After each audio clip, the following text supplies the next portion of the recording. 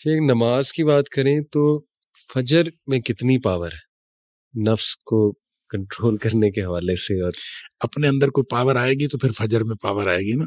جب آپ اٹھتے ہی نہیں ہیں فجر کے لیے تو پھر وہ پاور کیسے آ سکتی ہے؟ دیکھیں نماز جو ہے نا، نماز یہ اس کا مطلب یہ نہیں ہے کہ آپ اپنی مرضی سے پڑھیں. نماز وہ ہے جو اللہ کی مرضی سے پڑھی گئی. اللہ کی مرضی کی نماز میں جس طرح مغرب آپ نے ٹائم پہ پڑھنی ہے، اسی طرح فجر بھی نہ ٹائم پہ پڑھنی ہے. جس طرح وہ آپ نے مسجد میں جا کے باجماعت پڑھنی، وہ بھی مسجد میں جا کے باجماعت پڑھنی. جب آپ نے یوں 5 نمازیں پڑھی نا تو وہ اللہ کی نہیں، پھر وہ اللہ کی نماز ہے، وگرنہ وہ اللہ کی نماز نہیں ہے. صحیح. آپ کسی سے پوچھیں کہ نمازیں پڑھتے ہو گے تو ہاں پڑھتا ہوں، کبھی 5 پڑھ لیتا ہوں، کبھی 4 بھی پڑھ لیتا ہوں، کبھی 3 پڑھ لیتا ہوں، لیکن اکثر میں 5 پڑھ لیتا ہوں. بھئی 4 کیوں پڑھ لیتے ہو، 3 کیوں پڑھ لیتے ہو؟ اس لیے کہ اپنی مرضی، اور اپنی مرضی سے 5 بھی پڑھ لی تو وہ آپ کی نماز نہیں ہے. اللہ کی نماز ہے تو وہ 5 ہیں، اس میں کمی نہیں واقع ہو سکتی. اس میں فجر کی نماز بھی ہے.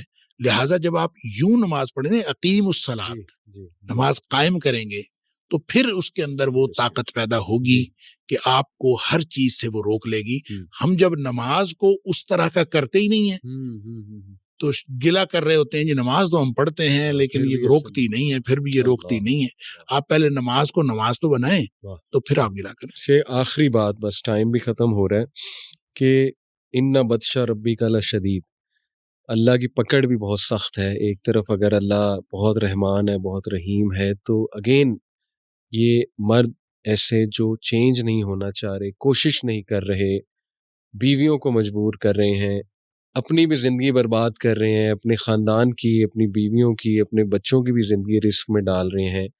ان کو انشاءاللہ آپ کی ایڈوائس اور آپ کے تھرو میں چاہتا ہوں ایک ریمائنڈر، تاکہ ہماری آواز وہاں تک پہنچ جائے، ایک ہلا دینے والا. انشاءاللہ آپ کیا ریمائنڈر جو ہے جانے سے پہلے دینا چاہیں گے انشاءاللہ ایسے لوگوں کو؟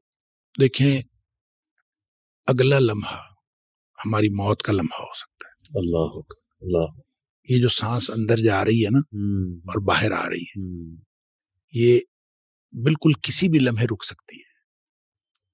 اور بس اللہ کا حکم ہونا ہے اور یہ سانس رک جانی ہے.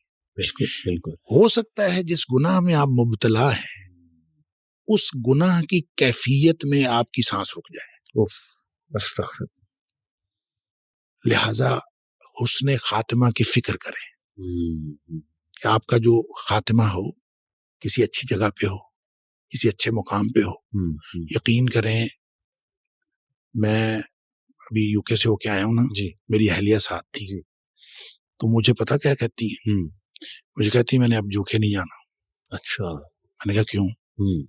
کہتی مجھے وہاں فکر یہ تھی کہ میں اگر یہاں مر گئی تو 2 میں سے ایک بات ہوگی، یا آپ مجھے یہاں دفنائیں گے جو کہ میں وہاں دفن نہیں ہونا چاہتی، یا آپ میری ڈیڈ باڈی کو پاکستان لے کے جائیں گے.